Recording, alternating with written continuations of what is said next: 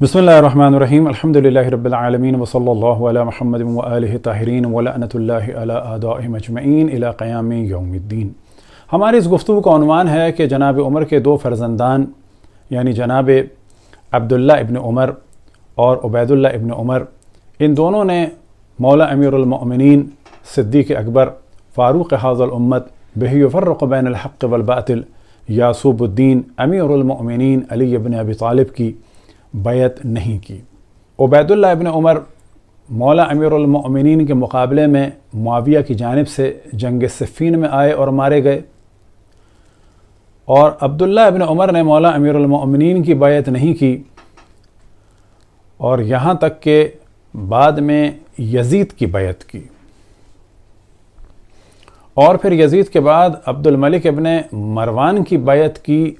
اور اس بیعت کے لیے یہ موصوف حجاج بن یوسف کے پاس گئے، اور وہ اس وقت سو رہا تھا اور اس نے اپنا پاؤں نکال کر باہر کر دیا کہ اس پر بیعت کر لو۔ اصل سوال یہ ہے کہ ان لوگوں کو اگر اسلام سمجھا جائے اور اسلامی احکام کا سورس اور مصدر سمجھا جائے،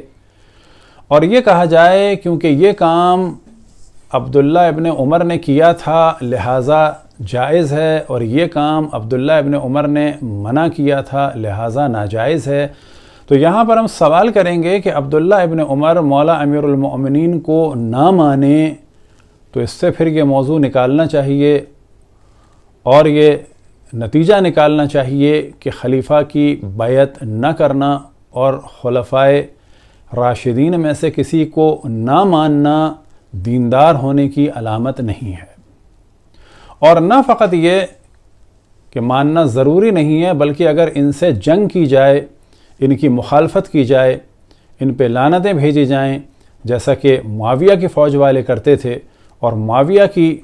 فوج ہی کا ایک فرد عبید اللہ ابن عمر تھا، اور وہ مولا امیر المؤمنین کے یعنی خلیفہ کے مقابلے میں آیا، اور اس کے بعد بھی وہ رضی اللہ ہے، تو اگر ان کے عمل سے نتائج نکالے جائیں تو کہا جائے گا کہ خلفاء کو ماننا بھی واجب نہیں ہے، ان سے جنگ بھی جائز ہے، اور ان پر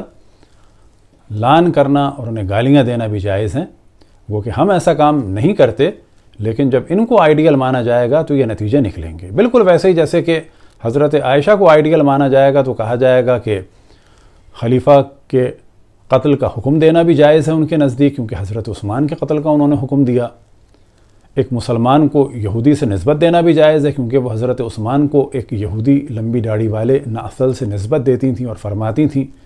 اقتلوا ناسل فقط کفر، کہ اس لمبی داڑھی والے یہودی کو قتل کر دو، یہ کافر ہو گیا ہے۔ پھر وہ مولا امیر المؤمنین کے مقابلے میں آئیں، بصرہ کا بیت المال لوٹا، اور جو ان کے گورنر تھے مولا امیر المؤمنین کے جناب عثمان بن حنیف، ان کو پٹوایا، ان کے سر کے بال، داڑھی کے بال، مونچھوں کے بال، پلکوں بھووں کے بال، حتیٰ پلکوں کے بال نچوا دیے۔ تو کیا یہ سارے کام پھر جائز ہو جائیں گے کیونکہ ان کی سپرویژن میں یہ سارے کام ہوئے؟ تو اصل موضوع یہ ہے کہ ان دو افراد کے ان کاموں کو ہم بیان کریں اور یہ بتائیں کہ یہ لوگ دین کا سورس نہیں ہیں۔ دین کا اصل سورس رسول اللہ صلی اللہ علیہ وآلہ وسلم ہے، کہ جن کو ہذیان کی اور حجر کی یعنی بکواس کی نسبت دے کر ان کے قول کو جھٹلایا گیا، اور یہیں سے اسلام میں ایک فرقہ بنا رسول اور آل رسول کے خلاف۔ بس فرقہ واریت وہاں سے شروع ہوئی کہ جب رسول کے قول کو حجر، ہذیان اور بکواس کہا گیا، اور پھر ہم دیکھتے ہیں اس کا نتیجہ یہ نکلا کہ اشرف الانبیاء نے اپنی آل کے احترام کا جو حکم دیا تھا، تو ظاہر ہے جب ان کی زندگی میں انہی کے احترام کو ختم کر دیا گیا تو ان کے بعد ان کی آل کا کیوں احترام ہوتا، ان کے والدین کا کیوں احترام ہوتا، ان کے چچا کا کیوں احترام ہوتا، ان کے نواسوں کا کیوں احترام ہوتا، کیوں نہ انہیں قتل کیا جاتا، ان کی نواسیوں کو پھر کیوں نہ اسیر کیا جاتا، اور وہ سب کچھ ہوا۔ اور ان تمام مصائب کا دار و مدار رسول اللہ صلی اللہ علیہ وآلہ وسلم کے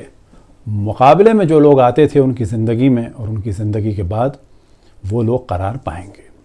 عبداللہ ابن عمر نے مولا امیر المؤمنین کی بیعت نہیں کی، اس موضوع کو سب سے پہلے ہم ڈسکس کرتے ہیں البدایۃ والنہایہ، الجزء السابع یعنی 7ویں جلد، صفحہ نمبر ہے 218، اور یہاں پر موضوع ہے وقال الواقدی بایع الناس علیًا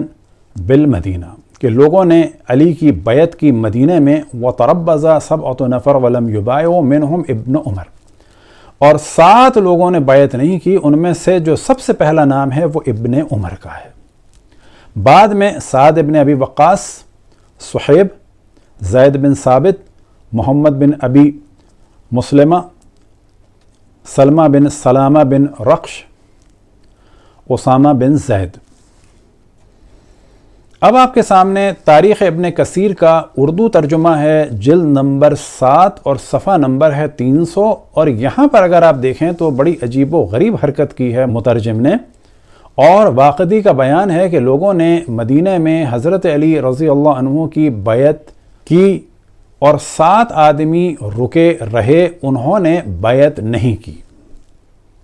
جن میں حضرت سعد ابن ابی وقاص، تو 6 نام انہوں نے لے دیے۔ جو سب سے پہلا نام تھا عبداللہ ابن عمر کا، وہ یہاں سے ہٹا دیا تاکہ اردو پڑھنے والے یہ نہ جان سکیں کہ ان کا کیا کردار تھا چوتھے خلیفہ کے مقابلے میں۔ گرین سے ہم نے بعد میں ہائی لائٹ کر دیا ہے، اور ہمارے علم کے مطابق انصار میں سے کسی شخص نے بیعت سے تخلف نہیں کیا۔ اب اگلا موضوع یہ ہے کہ یہی شخص یعنی عبداللہ ابن عمر یزید کی بیعت بھی کرتے ہیں، اور نہ فقط یزید کی بیعت، جب یزید کی مخالفت میں مدینے والے اٹھ جاتے ہیں، اور مدینے والوں میں جو اہم ترین افراد تھے یزید کے مقابلے میں، وہ تھے ایک عبداللہ بن مطیع، اور یہ موصوف عبداللہ بن مطیع کے پاس جاتے ہیں اور یزید کی بیعت کی جانب توجہ دلاتے ہیں، اور بیعت توڑنے سے منع کرنے کے لیے مختلف موضوعات کو بیان کرتے ہیں۔ کون سا یزید کہ جس کی فوج مدینہ میں اس وقت قتل عام کر رہی تھی؟ ممکن ہے کوئی کہے کہ یہ جو انہوں نے کہا جان کے خوف سے یعنی تقیہ کے عالم میں کہا، تو اس پر بھی اعتراض ہوگا اور سوال ہوگا کہ پھر اسے کلیئر کرنا چاہیے تھا، لیکن وہاں پر یہ نہیں کہہ رہے تھے کہ دیکھو جان کا خوف ہے بیعت کر لو، بلکہ وہاں پر ایک حدیث سنا رہے تھے۔ اب مدینہ میں کیا ہوا تو یہ آپ کو بتاتے ہیں، اور پھر ان حالات کو جاننے کے بعد آپ دیکھیں کہ صحیح مسلم اور صحیح بخاری کے بقول عبداللہ ابن عمر کا کیا کردار تھا یزید کی ظالم فوج کے لیے، کس طرح سے مسلمانوں کو رام کر رہے تھے، اور انہی کے نظریات پھر ہمارے برادران اہل سنت کی کلامی کتابوں میں امامت اور خلافت کے موضوع میں بیان ہوتے ہیں کہ جیسا بھی حاکم ہو اس کی اطاعت کرو، اور وہ ہم آخر میں بیان کریں گے۔ اب کیا ہوا مدینہ میں، تو تاریخ ابن کثیر البدایۃ والنہایہ جلد نمبر 8 آپ کے سامنے ہے، اور صفحہ نمبر ہے 281 اور 282۔ تو 281 میں ہے کہ اس فوج نے کیا کیا، انہوں نے عورتوں سے زناکاری کی۔ کہتے ہیں کہ ان ایام میں خاوند کے بغیر 1000 عورتوں کو حمل ہو گیا، واللہ اعلم۔ المدائنی نے بحوالہ ابی قرہ بیان کیا ہے کہ ہشام بن حسان نے بیان کیا کہ مارکہ حرہ کے بعد اہل مدینہ کی 1000 عورتوں نے خاوند کے بغیر بچوں کو جنم دیا، یعنی پری پلان کواری لڑکیوں۔ آپ دیکھیں دونوں روایتوں میں خاوند کے بغیر، یعنی کواری لڑکیوں کی عزتوں کو خصوصاً لوٹا گیا مدینے والوں کو سزا دینے کے لیے، کیونکہ یزید ملعون نے کہا تھا کہ اگر یہ بیعت کر لیتے ہیں تو صحیح ہے، ورنہ پھر جو چاہے کرو۔ عیناً یہی حکم جناب ابوبکر نے خالد بن ولید کو دیا تھا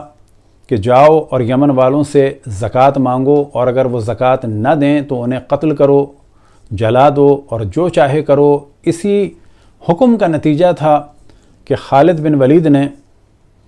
اپنی فوج کے ذریعے سے حملہ کیا، اصحاب کو قتل کیا، جن میں سر فہرست جناب حضرت مالک ابن نویرہ تھے، انہیں قتل کیا۔ ان افراد کے سروں کو، کہ جن میں اصحاب بھی شامل تھے، سر فہرست جناب حضرت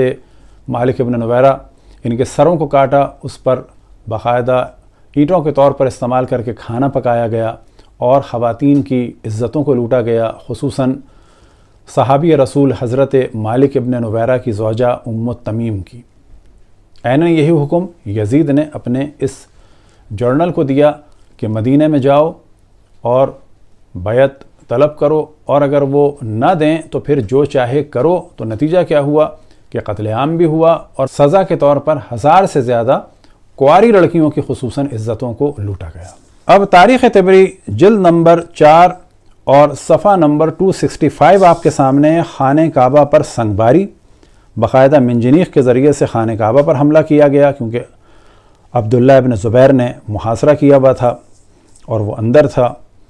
ربیع الاول 64 کی 3 تاریخ روز شنبہ ان لوگوں نے خانہ کعبہ پر منجنیق سے پتھر برسائے اور آگ لگا دی۔ اب یہ سب کچھ ہو رہا تھا مدینہ میں۔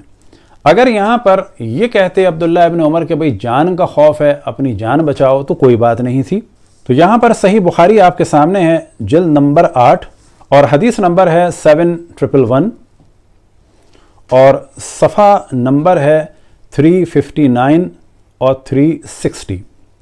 جب اہل مدینہ نے یزید بن معاویہ کی بیعت سے انکار کیا تو عبداللہ بن عمر نے اپنے خادموں اور لڑکوں کو جمع کیا اور کہا، میں نے نبی کریم صلی اللہ علیہ وآلہ وسلم سے سنا ہے، آپ نے فرمایا کہ ہر غدر کرنے والے کے لیے قیامت کے دن ایک جھنڈا گاڑا جائے گا، اور ہم نے اب یہ بتا رہے ہیں غدر کرنے یعنی مخالفت کرنے والے لوگوں کے لیے ایک جھنڈا گاڑا جائے گا۔ اب یہ بتا رہے ہیں اور ہم نے اس شخص یعنی عبداللہ ابن عمر کہہ رہے ہیں ہم نے اس شخص یہ بریکٹ میں ہے یزید کی بیعت اللہ اور اس کے رسول کے نام پر کی ہے، اور میرے علم میں کوئی عذر اس سے بڑھ کر نہیں ہے کہ کسی شخص سے اللہ اور اس کے رسول کے نام پر بیعت کی جائے اور پھر اس سے جنگ کی جائے۔ یعنی کہہ رہے ہیں کہ میں نے اللہ اور رسول کے نام پر اس سے بیعت کی ہے، اور اس سے زیادہ کوئی عذر نہیں ہے، یعنی ہم اس کے خلاف نہ کھڑے ہوں کیونکہ اللہ رسول کے نام پر ہم نے بیعت کی ہے۔ دیکھو مدینے والوں، تم میں سے جو کوئی یزید کی بیعت کو توڑے اور دوسرے کسی سے بیعت کرے تو مجھ میں اور اس میں کوئی تعلق نہیں رہا، میں اس سے الگ ہوں۔ یعنی یہاں پر یہ پوری سپورٹ کر رہے ہیں یزید کی فوج کو، اور کہہ رہے ہیں کہ جن لوگوں نے بیعت توڑی ہے اگر ان کے ساتھ ہو گئے تو پھر میرا تمہارا کوئی تعلق نہیں ہوگا۔ اب آپ کے سامنے ہے صحیح مسلم جلد نمبر 5 اور صفحہ نمبر 141 اور 142 کے درمیان کا اسکین نظر آ رہا ہے، اور حدیث نمبر ہے 4793۔ نافع سے روایت ہے کہ عبداللہ بن عمر عبداللہ بن مطیع کے پاس آئے جب حرہ کا واقعہ ہوا۔ یزید بن معاویہ کے زمانے میں اس نے مدینہ منورہ پر لشکر بھیجا، اور مدینے والے حرہ میں جو ایک مقام ہے مدینے سے ملا ہوا قتل ہوئے، اور طرح طرح کے ظلم مدینے والوں پر ہوئے۔ یعنی یہ تو کنفرم ہے کہ مدینے والوں پر طرح طرح کے ظلم ہوئے، کہ جن میں سے جو اہم ترین ظلم تھا قتل عام کے بعد وہ کیا تھا کہ 1000 سے زیادہ کنواری لڑکیوں کی یعنی بغیر خاوند کی جو غیر شادی شدہ لڑکیاں تھیں ان کی عزتوں کو لوٹا گیا۔ عبداللہ بن مطیع نے کہا، ابو عبد الرحمن، یہ کنیت ہے عبداللہ بن عمر کی، کے لیے توشک بچھاؤ۔ انہوں نے کہا، اس لیے نہیں آیا کہ بیٹھوں، بلکہ ایک حدیث تجھ کو سنانے کے لیے آیا ہوں جو میں نے رسول اللہ سے سنی ہے۔ آپ فرماتے ہیں کہ جو شخص اپنا ہاتھ نکال لے اطاعت سے وہ قیامت کے دن خدا سے ملے گا اور کوئی دلیل اس کے پاس نہ ہوگی، اور جو شخص مر جاوے اور کسی سے اس نے بیعت نہ کی ہو تو اس کی موت جاہلیت کی سی ہوگی۔ اب سوال یہ پیدا ہوتا ہے کہ یزید نے امام حسین کو شہید کر دیا، رسول کی نواسیوں کو اسیر کر دیا، مدینہ میں یہ شخص قتل عام کر رہا ہے، اور عبداللہ ابن عمر آ کے یہ کہہ رہے ہیں کہ کوئی بھی شخص اگر بیعت توڑے تو وہ قیامت کے دن خدا سے ملے گا اور اس کے پاس کوئی دلیل نہیں ہوگی. اور کیا ہوگا؟ حدیث کیا سنا رہے ہیں؟ من ماتا ولیس فی عنقہ بیعۃ ماتا میتۃ جاہلیہ، کہ جو مرا اس عالم میں کہ اس کے گلے میں کسی کی بیعت نہ ہو، وہ جہالت کی موت مرا. یعنی مسلمان جو یزید کے خلاف اٹھے ہیں انہیں یہ موصوف کہہ رہے ہیں کہ آپ جو یزید کی بیعت توڑ رہے ہیں اس فاسق اور فاجر کی، آپ جہالت کی موت مریں گے. یہ وہ نظریات ہیں کہ جن کی وجہ سے برادران اہل سنت میں فاسق اور فاجر اور زانی اور شرابی اور ہر قسم کے مجرم کو خلیفہ اور امام بنایا جا سکتا ہے، اور اگر وہ بن جائے تو پھر اس کو ہٹایا بھی نہیں جا سکتا ان نظریات کی بنیاد پر. اب آپ کے سامنے ہے تاریخ طبری جلد نمبر 3 اور صفحہ نمبر ہے 344. اب یہاں پر نظر آ رہی ہے ایک بیعت کہ جو معاویہ نے ایک سو کالڈ اپنے ایک صحابی کو کہ جس کا نام تھا بسر بن ارطات، اسے بھیجا تھا مدینہ میں قتل عام کے لیے. اور اس وقت جناب حضرت ام سلمہ کے پاس گئے جناب حضرت جابر بن عبداللہ انصاری. تو اگلے پیراگراف میں اگر آپ دیکھیں کہ حضرت جابر بن عبداللہ انصاری ام المؤمنین زوجہ رسول صلی اللہ علیہ وسلم حضرت ام سلمہ رضی اللہ تعالی عنہا کے پاس گئے اور ان سے عرض کیا، اے ام المؤمنین، آپ کی کیا رائے ہے؟ مجھے ڈر ہے کہ مجھے قتل کر دیا جائے گا اور یہ ظاہر ہے کہ یہ گمراہی کی بیعت ہے. حضرت ام سلمہ نے فرمایا، میری رائے تو یہ ہے کہ تم اس کی بیعت کر لو. میں نے اپنے بیٹے عمر کو بھی اس کی بیعت کا حکم دیا ہے. میں نے اپنے داماد عبداللہ ابن زمعہ کو بھی اس کی بیعت کا حکم دیا ہے. یعنی معاویہ نے جب مدینہ میں چڑھائی کی اور اپنا ایک جلاد بھیجا کہ جو صحابی تھا اس کا نام تھا بسر بن ارطات، اور اس کے بارے میں تفصیل سے ڈسکشن کر چکے ہیں، تو اس وقت ام المؤمنین نے بھی اپنے بیٹے اور داماد سے جان کے خوف کی وجہ سے کہا کہ بیعت کر لو، اور حضرت جابر بن عبداللہ انصاری سے بھی کہا کہ تم بیعت کر لو، گو کہ یہ بیعت گمراہی کی بیعت ہے. تو یہاں پہ تو کہا جا سکتا ہے کہ یہ تقیہ والی بیعت ہے، اور عموماً اس زمانے میں ظاہر ہے کہ عالم اسلام اس دور سے گزر رہا تھا کہ قتل عام تھا، اور جب چاہے جس کو چاہے مار دیا، ظلم کا بازار گرم تھا. رحمت للعالمین کا اسلام بدل کے رحمت کے بجائے زحمت بن چکا تھا، جس طرح سے آج رحمت للعالمین کے اسلام کو دہشت گردی کے ذریعے سے بدنام کیا جا رہا ہے. تو ایک جانب عبداللہ ابن عمر کا وہ قول ہے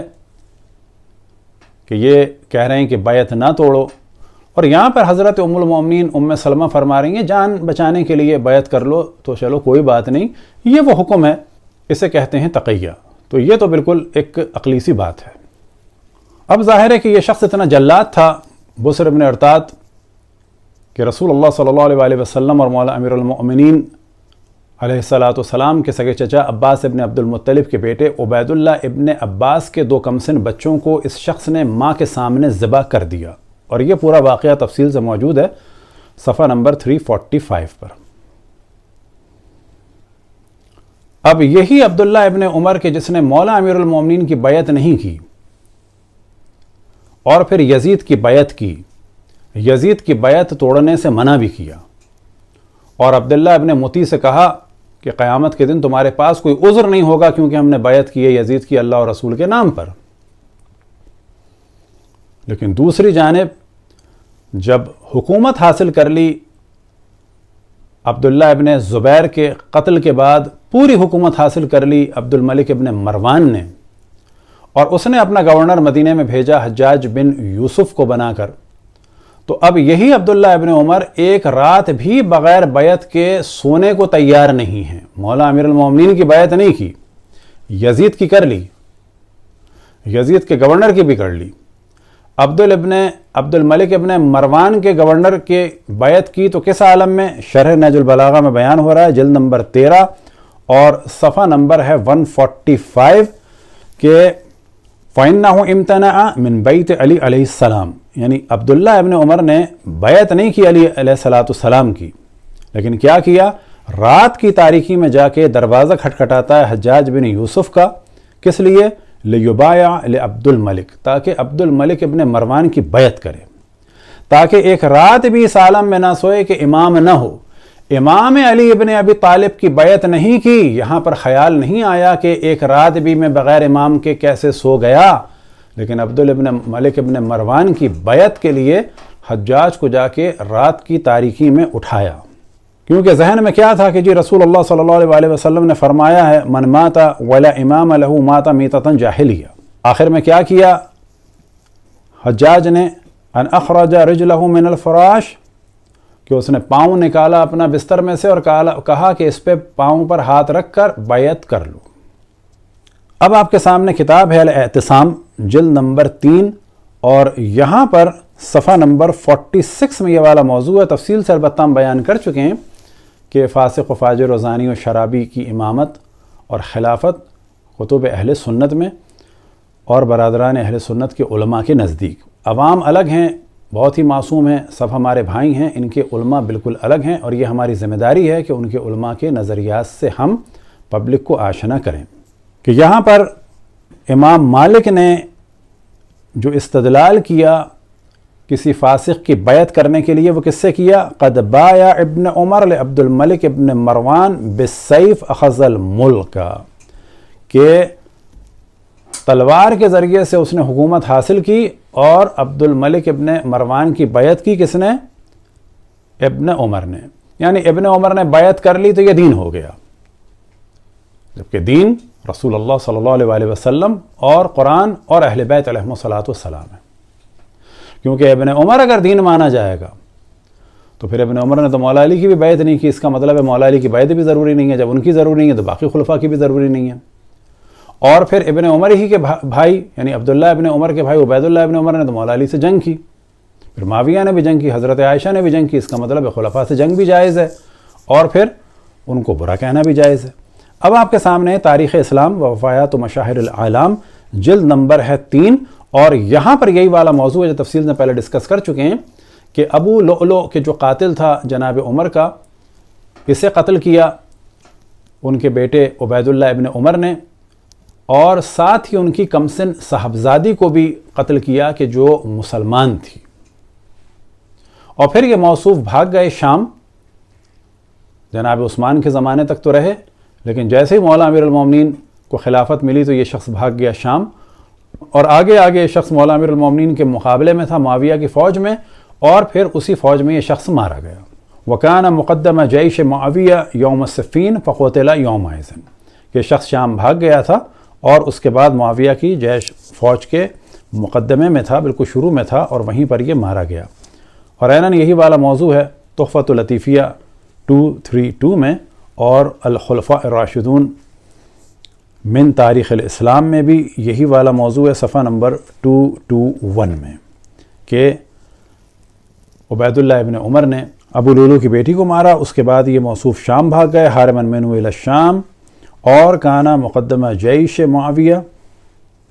اور پھر یہ معاویہ کی فوج کے مقدم میں تھے، یعنی بالکل شروع میں تھے یوم صفین میں. فقتل یومئذ، اسی دن یہ شخص مارا گیا. اب ہم یہاں بتانا چاہتے ہیں کہ اسلام حضرت آدم سے لے کے حضرت خاتم تک ہے. حضرت خاتم نے ارشاد فرمایا جب دنیا سے جا رہے تھے اور بار بار اس جانب توجہ دلائی، انی تارک فیکم الثقلین کتاب اللہ و عترۃ اہل بیتی ما ان تمسکتم بہما لن تضلوا ابدا حتی یرد علی الحوض. لیکن جب رسول کی زندگی میں رسول کے قول ہی کو حجر، ہذیان اور بکواس کہہ دیا گیا تو نتیجہ یہ نکلا کہ قرآن کی تعلیمات کی بھی تعویلات کی گئیں، اہل بیت کی مخالفت کی گئی، اہل بیت پر ظلم کیا گیا، اور اس قسم کے افراد کے غلط رویوں کو اور اعمال کو شریعت کا منبع، مصدر یا سورس بنا دیا گیا. دعا ہے کہ خداوند تبارک و تعالی ہم سب کو اپنی اپنے رسول، اپنی حجتوں، خصوصاً امام زمان علیہ السلام کی معرفت اور اطاعت کی توفیق عطا فرمائے. وصلی اللہ علی محمد و آلہ الطاہرین.